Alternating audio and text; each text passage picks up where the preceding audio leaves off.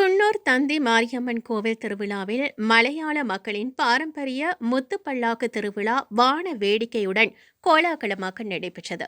இதில் ஆயிரக்கணக்கானோர் பங்கேற்றனர். நீலகிரி மாவட்டம் குன்னூர் தந்தி மாரியம்மன் கோவில் திருவிழா சிறப்பாக நடைபெற்று வருகிறது.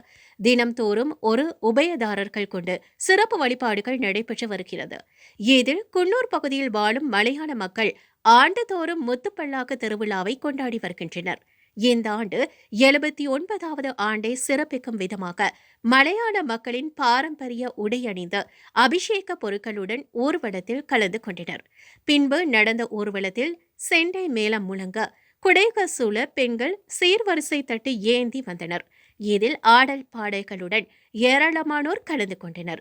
இந்த ஆண்டு முத்துப்பல்லாக்கை சிறப்பிக்கும் விதமாக 20 அடி உயரம் கொண்ட கும்பகர்ண ராட்சத உருவம் சிலை காட்சிப்படுத்தப்பட்டு இருந்தது.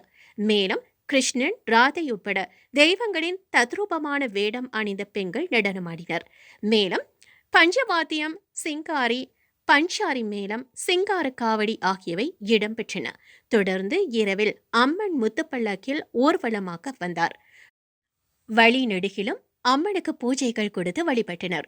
இரவை பகலாக்கும் வகையில் வான வேடிக்கை நிகழ்ச்சி உள்ளூர் மக்களையும் சுற்றுலா பயணிகளையும் வெகுவாக கவர்ந்தது.